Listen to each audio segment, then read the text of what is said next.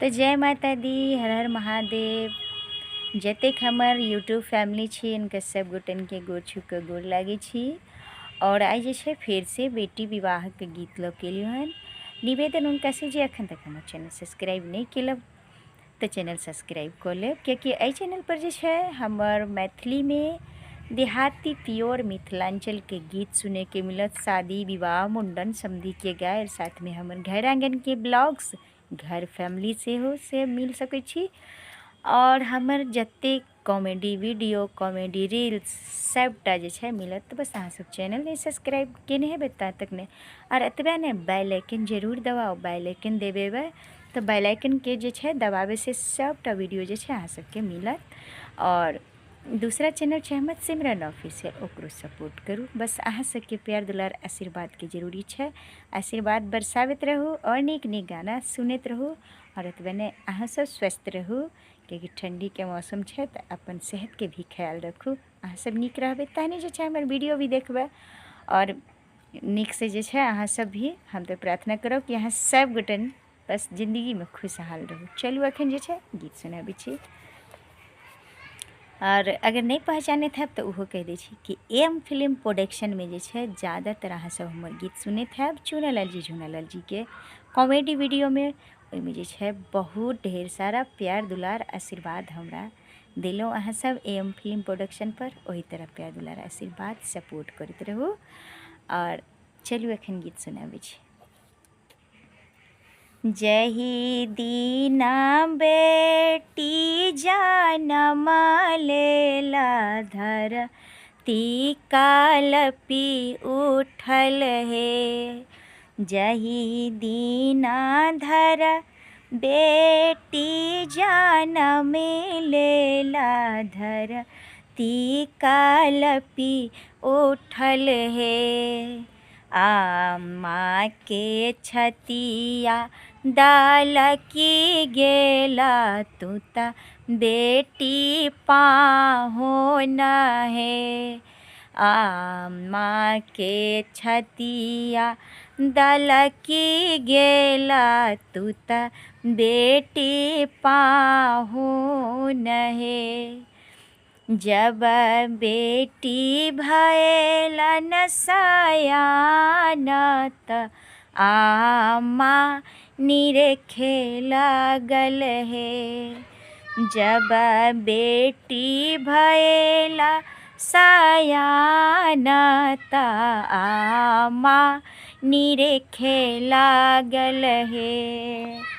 पापा के जिया डेरा ओला अब धिया ससुर जेथिन है। पापा के जिया डेरा ओला अब धिया ससुर जेथिन है। देश रे विदेश पापा खोजे लागल कतहु न मिलला है। देश विदेश बाबा घूमे लागल कतहु न मिलला है।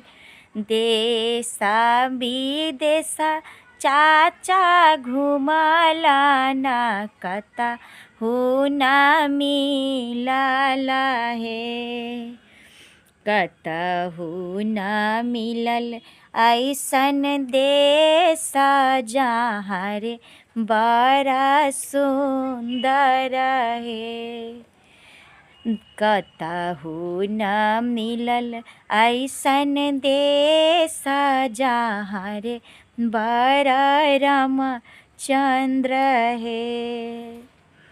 पापा के जूता बाघा साए गेल धोतिया फटी रे गेला है। पापा के जूता बाघा साए गेलन धोतिया फाटी रे गेला है। तू त बेटी दुतिया के चांद सूरज नाही भेटल हे। तू त बेटी दुतिया के चांद सूरज नाही मिलल हे।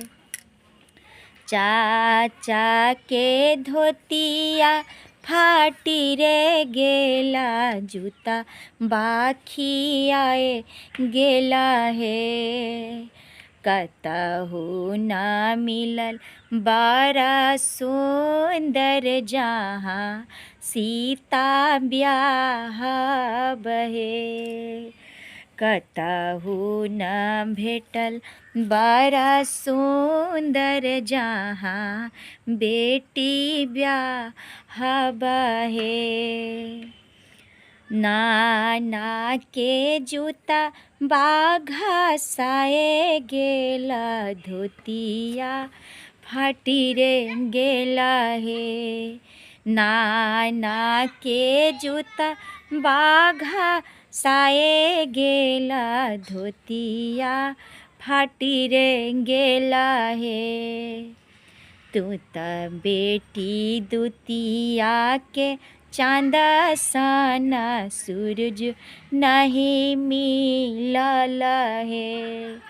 तू त बेटी दुतिया के चांद सन सूरज नहीं मिलल हे। जब बेटी भेलन बियाह जोगा, चाचा हुनकर झखे लगलन हे। जब बहिनी भेलन बियाह जोगा, भैया मुँह मालिन भेल हे। देश रे विदेश भैया बर खोजे लागल, कतहु ना मिलल हे।